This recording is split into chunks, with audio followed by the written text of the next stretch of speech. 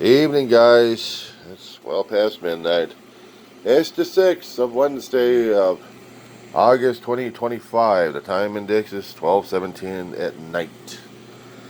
And another dark log because I'm doing another thing with the dog again. Okay. There's been so much claptrap happening with the news these days that I had thoughts concerning about succession. And this is going to freak people out left and right when I start talking about this one. The line of succession that we have was created a long time ago in order to find people beyond the Vice President of the United States to take charge of the country. I think it was back in 1800s we started this damn thing. We also did revisions throughout our history. Last one I think was back 2007 or 2008, somewhere in that time zone. Someone could type it in, find out. And basically, they've added like 20 spots or less of the executive branch after we get the Senate lead. And prior to that would have been the House of Representatives, Speaker, and then you would have the Vice President. All of them taken after the President when the President becomes incapacitated or taken out from impeachment or something. I don't have the complete list with me. My phone's acting up, so I don't have the memory for it right now. But suffice it to say that the entire cabinet of the Trump administration would have an issue. But then I kept thinking about it more and more. You see, once the Speaker of the House resigns and takes charge when the Vice President can't take charge. I mean, they could do it a Vice President situation for the Vice Presidency who becomes POTUS. That means after the big guy is out. And then there would be another move up into the power structure there. See, the lead of the party, the leader of the party, is going to be the ones talking about what they're going to be doing. And this is complicated as hell because people will be scrambling like crazy trying to figure out who's going to be the boss, who's going to be the boss, who's going to be the boss. Well, I was trying to remember the story of the West Wing. I think it was about 7 or 8 seasons on that one, about the 5th or 6th season on it, where you had the President of the United States had his daughter kidnapped, and in order for the country to continue, he had to temporarily step aside by putting in a letter of separation or something, taking him temporarily out of power so he doesn't do something stupid. And in this particular subplot lines we had over here, they didn't have a vice president working at that time. So they were without one. So at this point, they had the Speaker of the House come up, take control of the presidency temporarily until a solution was found.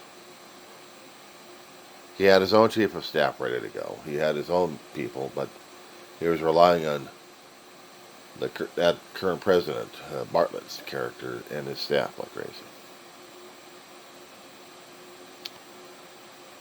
Well, I have to really go thoroughly into this situation because it's complicated as hell. Once you get positions replaced in both Senate and House, they're drawing upon their own party who still has the majority at that time. So let's just say if we had Trump out of office, Vance is up for presidency, which means he needs to draw upon the Speaker of the House to be the vice presidency. Well, what happens if J.D. Vance gets nailed and he's out? That puts the Speaker of the House as the presidency of the United States, and then they would have to draw upon the Senate lead, which is Thune, as the vice presidency, which means the Trumplican party, I don't call them Republicans anymore, they call them Trump, I call them Trumplicans. They're all Trump favorite.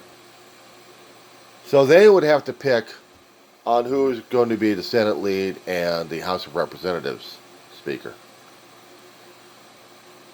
Okay, but what happens if you take out them? According to the line of succession, they've got the entire cabinet member to go through. He will become the president. But after the executive branch is gone, I mean, the entire administration gets nailed out. I'm just saying this. But then who do you got? Because you go back over to the Constitution one more time and also to the line of succession. Who's up? The next Speaker of the House and the next Senate lead for President and then Vice President. And then through that party and through that group, they would have to find out who's going to be the next Speaker and who's going to be the next leader. But in that type of cabinet position here, and it gets complicated in my head on this one here, that the line of succession, they're going to have to start drawing upon other people that they know to fill those cabinet members. And they would still need to get the Congress to approve people. Basically the Senate. It gets muddled some when we're talking about politics and the mechanism of it, because I'm working on this in my head of if there would be any spots left in the House or Senate that would decrease the cabinet or the party being strong. If they lose their lead because of what would happen in the executive branch once they're gone and they started calling up the ranks on this one. What if some of those ranks are being pulled from the House of Reps and Senate? How will that affect the parties? As in who's going to be the dominant one or not? They would have to have special elections in their own districts. Probably be runoff elections at this point, but they'll get temporary replacements until they get permanent ones. Why am I thinking and saying this? Because we should have been talking about this one months ago. We should have been talking this one ages ago, but nobody was. Not that I have seen, not that I've heard from all the damn corporate media and all the other yahoos on social media. Because I don't think they really understood what the hell kind of a Pandora's box they're opening up on this one. Regarding the line of succession, it's going to be a quagmire. Especially when you get the Trump office out before the term ends. And I'm just saying as a worst case scenario. I'm not saying I'm planning a damn thing. But I'm saying it just for on the record. That this would be the most convoluted, complicated election cycle we've ever gone through. I'm saying the what if. I'm not saying what is, I'm saying what if. IF. You know, the letter I and then there's the F. If. What if?